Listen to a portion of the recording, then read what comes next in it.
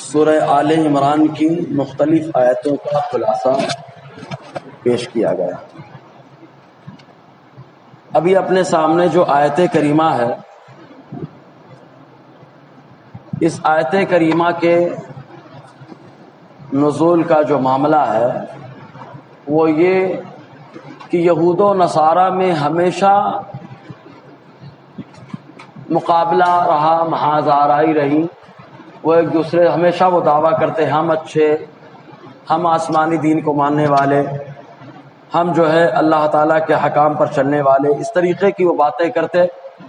تو ایک مرتبہ ان کا مباحثہ ہوا اور یہ فیصلے کے لیے حضور صلی اللہ علیہ وسلم کی بارگاہ میں آئے، اور آنے کے بعد پہلے یہودیوں نے کہا کہ ہم لوگ اللہ تبارک و تعالیٰ کے پیارے ہیں، کیا آسمان سے ہمارے اوپر من و سلوہ نہیں اترا؟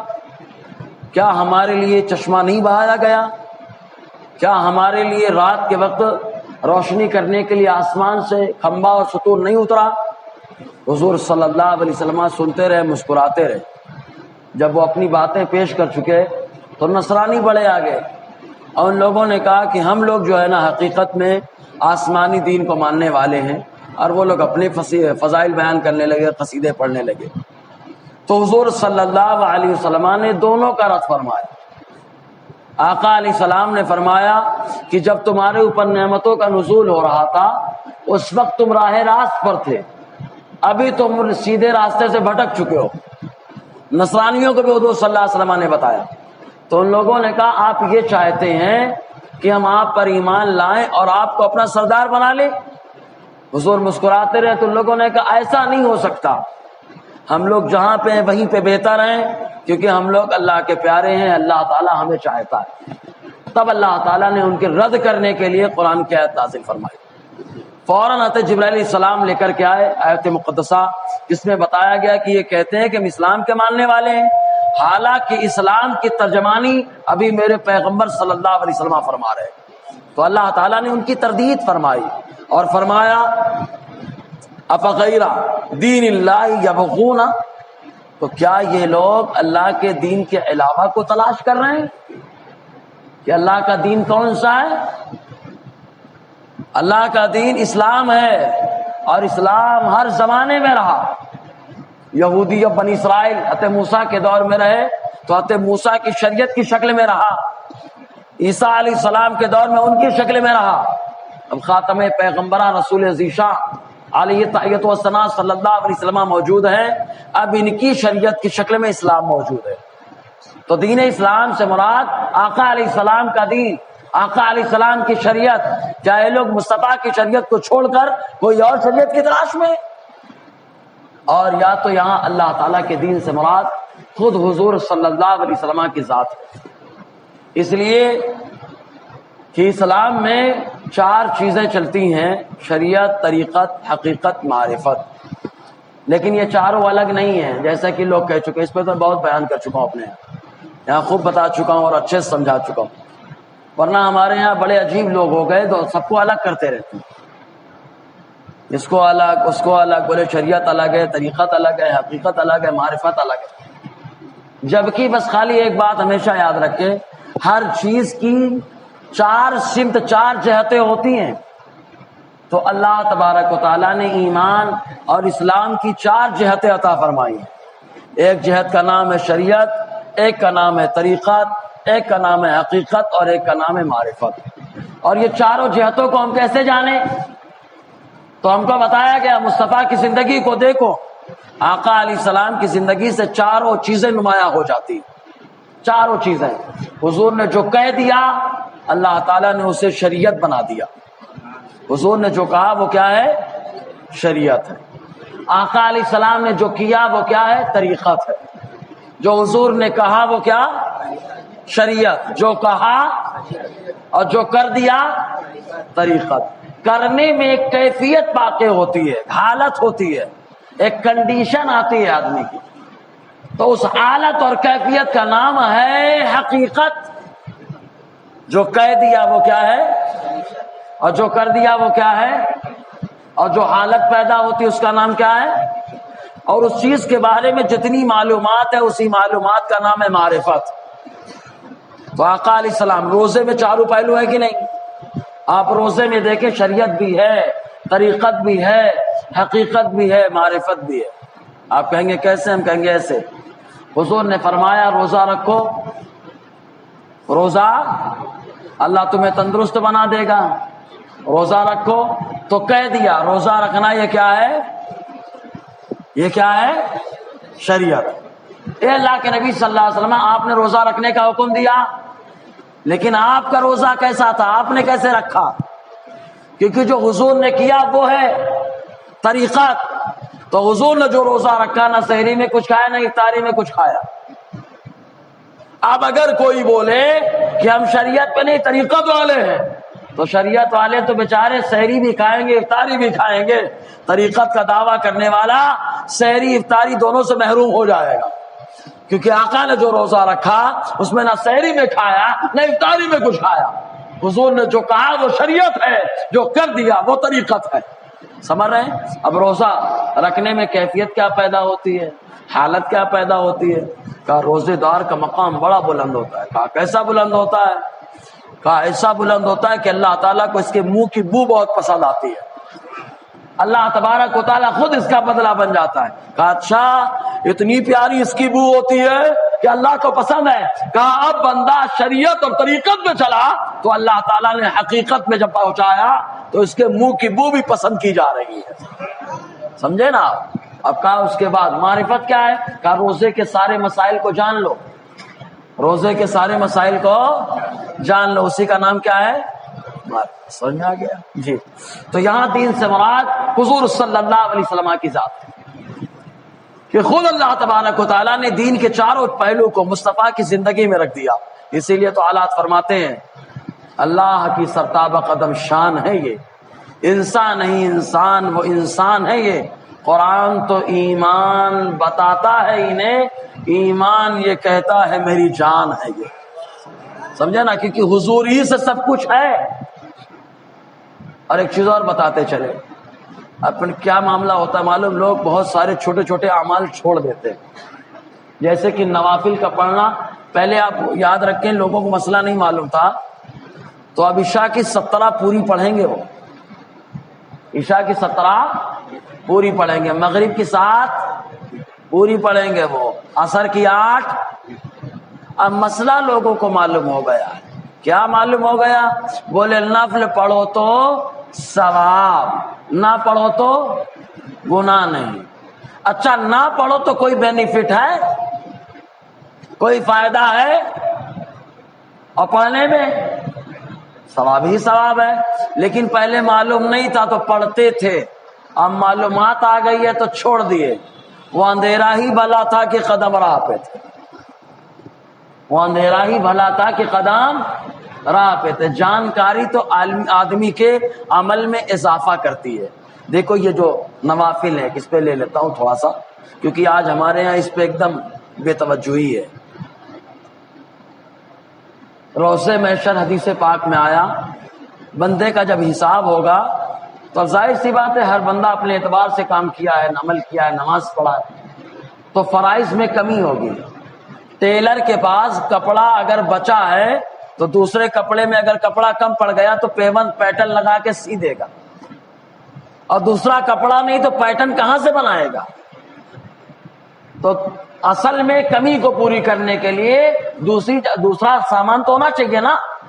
تو حدیث پاک میں روزے محشر فرائض میں جو کمی ہوگی، اس کمی کو نوافل کے ذریعے سے مکمل کیا جائے گا۔ اب ہمارے یہاں نوافل کے ذریعے جب مکمل کیا جائے گا، یہ تو بندہ جان چکا ہے گناہ نہیں، اب چھوڑ رہا ہے، جب وہاں کمی ہوگی تو کیا کرے گا؟ تو پہلے چھوٹے چھوٹے اعمال کو آدمی چھوڑنا شروع کرتا ہے، پھر جب نوافل کو چھوڑنے کا عادی ہو جاتا ہے پھر بولتا ہے نفلی تو ہے، چلو وتر کو بھی چھوڑ، واجبات کو چھوڑنے لگتا ہے، پھر واجبات سے فرائض پہ آتا ہے، پھر فرائض سے عقائد پہ حملہ کرتا ہے۔ تو بنیاد بہت اہم ہے، چھوٹی چیز کو مت چھوڑو، کیونکہ جب بندہ نمک کا بغیر نمک کے کھانے کا عادی ہو جائے گا تو پھر مرچ کے بغیر بھی کھائے گا، پھر بغیر دال کے بھی کھائے گا۔ کچھ سمجھ رہے ہیں آپ؟ سمجھ میں آئے کہ نہیں؟ تو اس لیے ضروری ہے کہ جو ملے کر لیا جائے، بس اللہ کا شکر ادا کیا جائے۔ جی تو اللہ تبارک و تعالیٰ فرمانا، جو یہ کہہ رہا تھا میں، دین سے مراد، اللہ کے دین سے مراد، کچھ لوگوں نے کہا حضور ہی کی ذات ہے اور جمہور نے کہا کہ اسلام ہے۔ اللہ تعالیٰ فرماتا ہے افغیر دین اللہ اب یبغون، تو کیا یہ لوگ اللہ کے دین کے علاوہ چاہتے؟ ایک چیز اور، دین کا معنی کیا ہوتا ہے؟ ایک لفظ ہے دین، ایک لفظ ہے دین۔ دین مانے قرض، دین مانے بدلہ۔ قرض ہم جب لیتے ہیں تو واپس کرنا ہی ہے کیونکہ اس کا سامان ہے، تو وہ دین ہو جاتا ہے۔ دین میں کیا ہے؟ ہم نے جو کیا ہم ہی کو اس کا بدلہ ملتا ہے۔ نماز ہم کس کے لیے پڑھتے ہیں؟ اللہ کے لیے۔ کیا کس کے لیے پڑھ رہے ہیں نماز؟ روزہ کس کے لیے رکھ رہے ہیں؟ اللہ تبارک و تعالیٰ نے تو بندے کو اختیار دیا، اس نے بتا دیا کہ ہم نے تمہارے جسم کو بنایا، تمہارے جسم کے لیے کون سی چیز فائدے مند ہے، کون سی چیز نقصان دہ ہے، اللہ نے بتا دیا۔ اب جو بندہ سمجھدار ہے وہ اللہ تعالیٰ کی بتائی ہوئی چیزوں پہ عمل کر رہا ہے، بیماری سے بچے گا۔ ڈاکٹر نے کہا سردی ہے ٹھنڈا پانی مت پیو، گلا پکڑا ہوا ہے کھٹا مت کھاؤ، بخار ہے یہ مت کرو، ڈاکٹر کے بتائے ہوئے چیزوں پہ چلو تو اللہ تعالیٰ بیماری سے بچا لیتا ہے۔ جب ڈاکٹر کے بتائے ہوئے فارمولے پہ چلنے پہ یہ فائدہ ہوتا ہے تو میرا مولا تو حکیم مطلق ہے، حکیم مطلق ہے، اس نے بتا دیا کب کھانا اور کب نہیں کھانا، کیا کھانا کیا نہیں کھانا، تو اللہ تعالیٰ نے تو سب بتا دیا ہے۔ تو عبادت ریاضت سب بندہ اپنے لیے کرتا ہے، روز محشر رب کا کرم ہے کہ اس کا بدلہ بھی عطا فرماتا ہے۔ ہم اپنے لیے ہی کریں اور ہم ہی کو بدلہ ملے، یہ اللہ کا خاص احسان اور اس کا فضل ہے۔ جی اسی لیے دین کو دین کہتے ہیں کیونکہ اس کے اندر بدلہ ہے۔ اب دین میں دو لفظ اور استعمال، جیسے دین اسلام، اسلام کا لفظ استعمال ہوتا ہے اور ایک ایمان کا لفظ استعمال ہوتا ہے، دونوں کا لغوی معنی الگ الگ ہوتا ہے۔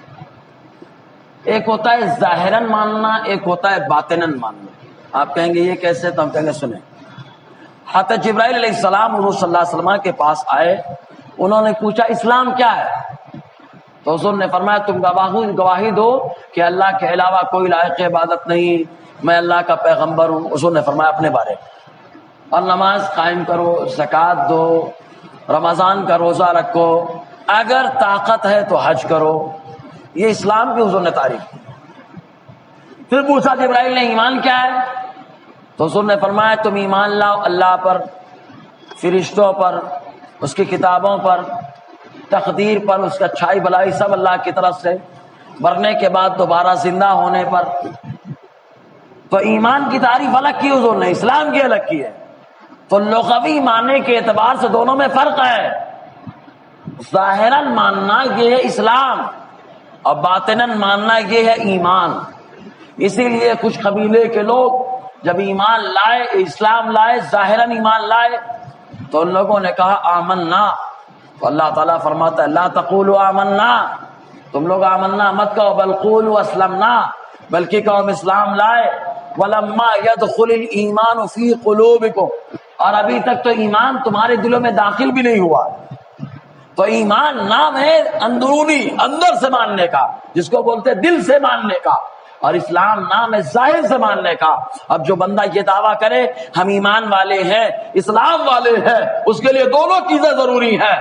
عمل ظاہر ہوتا ہے، عقیدہ پوشیدہ ہوتا ہے۔ عقیدے کی ترجمانی کے لیے ایمان کا لفظ آتا ہے، عمل کی ترجمانی کے لیے اسلام کا لفظ آتا ہے۔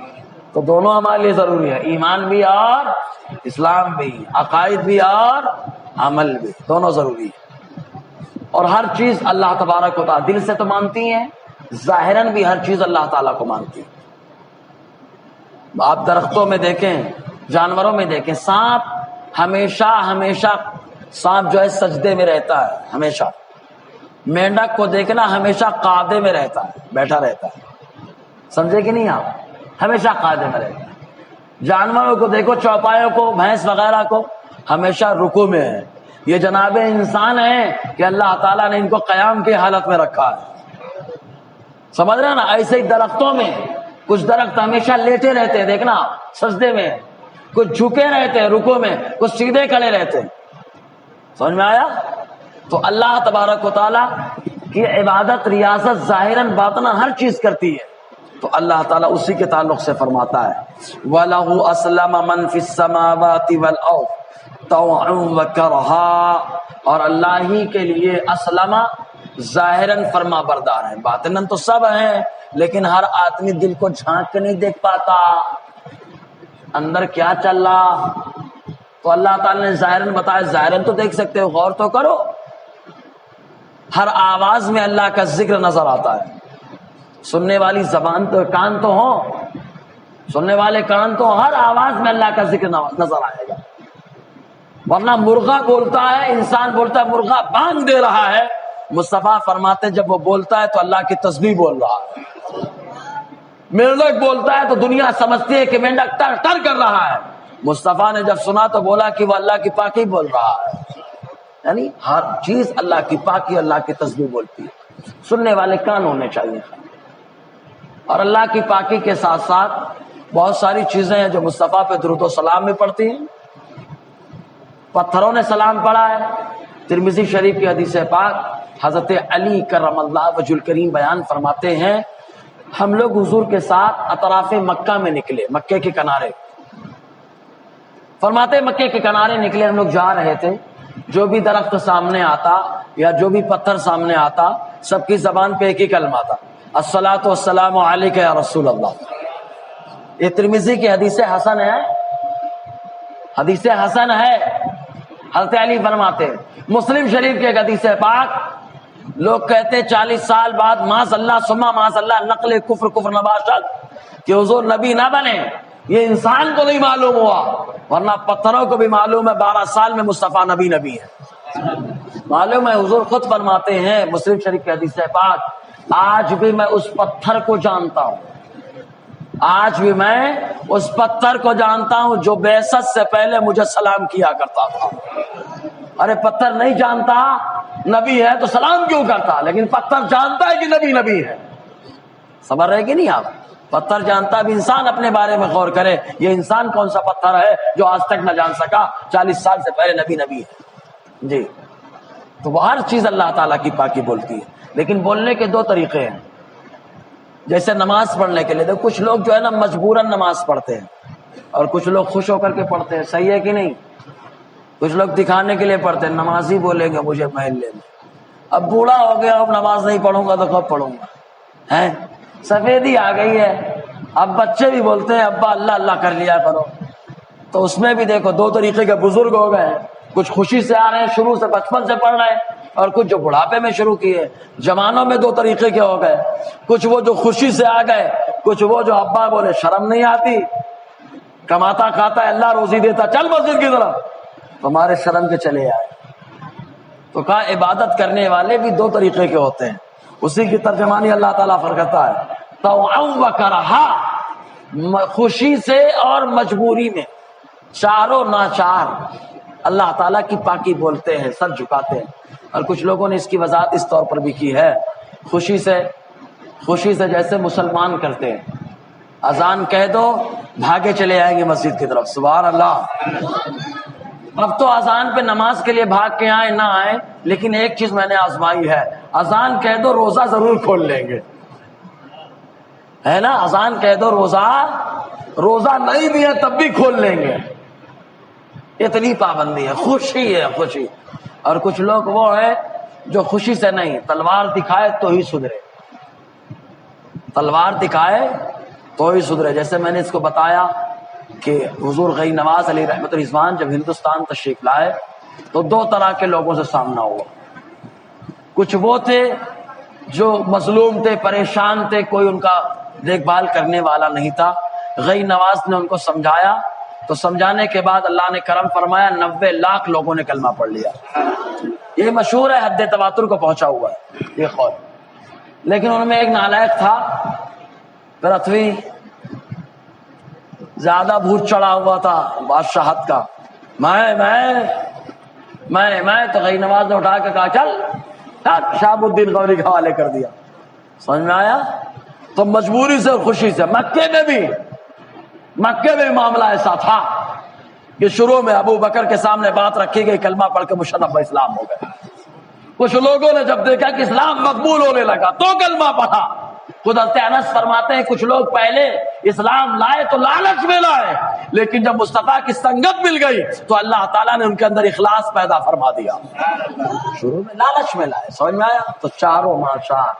اور کچھ لوگوں نے اس کی وضاحت اس طور پر کی ہے کہ چاروں ناچار کی خوشی سے، جیسے دنیا میں لوگ قبول کر رہے ہیں خوشی سے،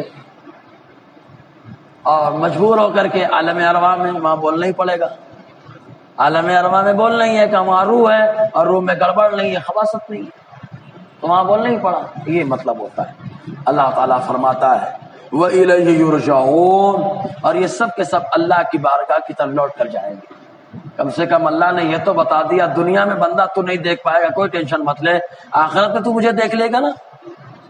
اس بڑی دولت ہے ایمان والوں کے لیے، آخرت میں اللہ کا جلوہ ملنا، اللہ کی بارگاہ میں جانا. کیونکہ ساری زندگی جس سے مانگتے رہے، جس کے دم پر ہم اچھلتے رہے، جس کے دم پر اپنی طاقت کا اظہار کرتے رہے، جس کے بھروسے ہم صبر کرتے رہے، اسی پروردگار کا روضے محشر جلوہ دیکھنے کو ملے گا. اسی پروردگار کا جلوہ ملے گا، اسی کی بارگاہ میں جائیں گے پلٹ کی طرف. یہ اللہ کا خاص کرم ہے ایمان والوں کے اوپر.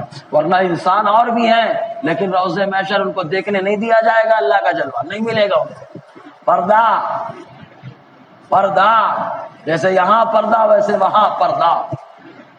تو جب ان لوگوں نے کہا کہ آپ یہ چاہتے ہیں کہ ہم اپنا دین چھوڑ کر کے آپ پہ ایمان لے آئیں، تو اللہ تعالیٰ نے فرمایا محبوب ان سے کہہ دو کہ تم لوگ جن نبیوں کو مانتے ہو ان سارے نبیوں کی ترجمانی کرنے کے لیے میں آیا. ان سارے نبیوں کا پیغام اکٹھا لے کر کے میں آیا. حضرت ابراہیم کو مانتے ہو ان کا پیغام میں لے کر کے آیا. حضرت موسیٰ کو مانتے ہو ان کا پیغام میں لے کر کے آیا. حضرت عیسیٰ کو مانتے ہو ان کا پیغام میں لے کر کے آیا. حضرت اسماعیل کو مانتے ہو ان کا پیغام میں لے کر کے آیا. حضرت اسحاق کو مانتے ہو ان کا پیغام میں لے کر کے آیا. حضرت یعقوب کا پیغام میں لے کر کے آیا. اس لیے کہ ان لوگوں نے جس نبی کے آمد کی بشارت دی ہے وہ نبی آخر الزماں بن کر اللہ نے مجھے ہی تو بھیجا ہے. وہ نبی آخر الزماں بن کر اللہ نے مجھے ہی بھیجا. تو حضور صلی اللہ علیہ وسلم سے اللہ تعالیٰ فرماتا ہے قل، محبوب کہہ دو آمنا، ہم ایمان لائے باللہ، اللہ پر، وما انزل علینا، اور اس پر جو اللہ نے ہمارے اوپر اتارا ہے. بتا چکا ہوں چاہے وحی مطلوع ہو چاہے غیر مطلوع، یعنی قرآن اور احادیث سب پر ایمان ہے. اس سے پہلے ایک چیز اور بتا چکا ہوں، ہمارے ہاں کبھی کبھی بات ہوتی ہے خاص طور سے نوجوانوں سے، تو کچھ لوگ بولتے ہیں کہ حضرت ہم کو بخاری سے حوالہ دو، قرآن سے حوالہ دو. صحیح ہے نا؟ میں پوچھنا چاہتا ہوں ایمان کس پر ہے آپ کا؟ تو آپ کہیں گے جو حضور پر اترا، جو حضور پر اترا اور جو حضور سے پہلے پہ اترا. یؤمنون بما انزل الیک وما انزل من قبلک، ایمان رکھتے ایمان لانے اس پر جو مصطفیٰ پہ اترا اور جو مصطفیٰ سے پہلے پہ اترا. تو قرآن پر بھی ایمان ہونا چاہیے اور تمام احادیث پر بھی ایمان ہونا چاہیے. اور اگر احادیث میں نہیں ہے تو پچھلے نبیوں کے دور میں جو رہا حضور نے منع نہیں فرمایا اس پر ایمان ہونا چاہیے. تو حوالے کے لیے کسوٹی یہ ہے، قرآن نے یہ بتایا جی ہم ایمان لائے. کیا کرم کیا مصطفیٰ نے، چاہتے تو کہتے میں ایمان لایا، لیکن حضور نے، اللہ فرماتا ہے میں کہا ہم ایمان لائے، کیونکہ اللہ کے نبی نے کبھی امت کو چھوڑا ہی نہیں ہے، کبھی نہیں چھوڑا. معراج پہ گئے، اللہ تعالیٰ نے خالی یوں کہا السلام علیکم ایھا النبی ورحمۃ اللہ وبرکاتہ، اے نبی آپ پہ سلام، اے نبی آپ پر رحمت، اے نبی آپ پہ برکت. مصطفیٰ کھڑے ہو گئے، مولا میں تو تیرا محبوب ہوں، میرے اوپر تو سب کچھ ہے، لیکن السلام علینا، اے اللہ میرے گنہگار امتی کہاں جائیں گے، ان کو میں اپنے ساتھ شامل کرتا ہوں، اے اللہ ان پر بھی سلام. السلام علینا، مجھ پر اور میرے ساتھ گنہگار امتیوں پر بھی. کافی نیکوکار کہاں ہیں، نیک لوگ؟ تو آگے حضور نے کہہ دیا نا وعلی عباد اللہ الصالحین، اے اللہ جو تیرے نیک بندے ان پر تو ہے ہی ہے، یہ گنہگار کہیں نہیں جا پا رہے ہیں، نہ نیکوں کے زمرے میں، نہ ادھر نہ ادھر. تو اے مولا میں تو اپنی امت کا غمخوار بن کر کے آیا، تو میں نے اپنی امت کے گنہگاروں کو اپنے دامن میں چھپا لیا ہے نا. تو حضور نے کیا کہا ہم ایمان لائے، تو اپنی امت کو اپنے ساتھ شامل کر لیا کہ میں بھی ایمان لایا اور میرا جو بھی امتی ہے اس کا بھی وہی کہنا ہوگا جو کہنا میرا کہنا. میرا امتی وہی کہے گا جس کی ترجمانی میں نے کر دی ہے.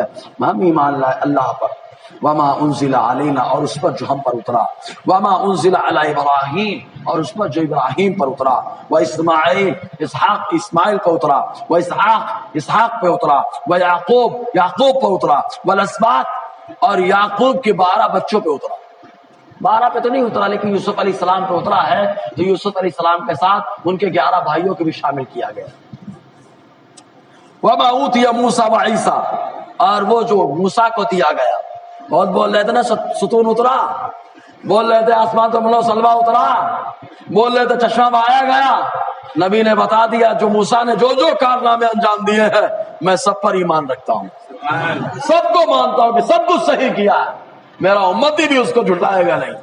وما وعیسیٰ اور جو عیسیٰ کو دیا گیا کہ ہاتھ رکھتے ہیں تو بیماروں کو شفا مل جائے، بول دے تو مردہ بھی کھڑا ہو جائے، سب پر ایمان ہے۔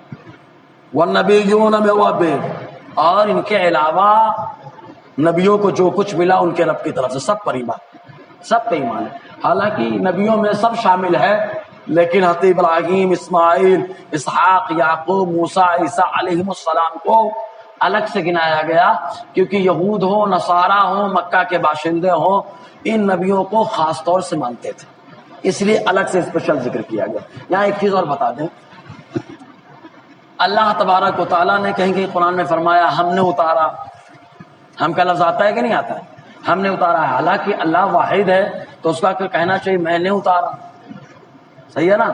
میں نے اتارا یہ کہنا چاہیے، میں نے دیا یہ کہنا چاہیے، میرے حکم سے ہوا یہ ہونا چاہیے، حالانکہ اور کیا فرماتا ہے ہم نے اتارا، ہم نے حکم دیا، ہم نے دیا، تو جمع کا لفظ آ رہا ہے نا، پلیورل، سنگولر نہیں ہے، یہ کیوں؟ تو اللہ تعالیٰ نے جہاں جہاں ہم فرمایا ہے تو وہاں اپنی ذات کے اعتبار سے نہیں فرمایا ہے، وہاں اپنے اوصاف کے اعتبار سے فرمایا ہے۔ ذات تو اللہ کی ایک ہے لیکن اوصاف بہت سارے ہیں، اوصاف بہت سارے ہیں، تو اللہ نے فرمایا ہم نے اتارا، تو اللہ نے اوصاف کے اعتبار سے فرمایا، صفت رحمانیت کے ساتھ اتارا ہے، صفت غفاریت کے ساتھ اتارا ہے، صفت ستاریت کے ساتھ اتارا ہے، تو اللہ نے جو جمع کا لفظ استعمال فرمایا وہ اوصاف کے اعتبار سے ہے، ذات کے اعتبار سے نہیں ہے، ورنہ تو ذات اللہ یکتا ہے، ذات واحد ہے اللہ تبارک جی۔ اور حضور فرماتے لا نفرق بین احد منہم، اے اللہ ان نبیوں میں سے ہم کسی کے درمیان فرق نہیں کرتے کہ یہ ایسے ہیں وہ ویسے ہیں، نہیں مولا، سب تیرے نبی ہیں، سب تیرے رسول ہیں، ہم سب پر ایمان رکھتے ہیں اور ہمارا امتی وہی کہے گا جو ہم نے کہا ہے۔ وَنَحْنُ لَهُ مُسْلِمُونَ اور ہم، پھر حضور نے امت کو شامل کیا، اور ہم لہو اللہ کے مسلمون فرما بردار ہیں، سبحان اللہ، اے اللہ میں تو ہوں، میرے ساتھ میرے جتنے امتی ہیں سب تیرے فرما بردار ہیں۔ اب انشاءاللہ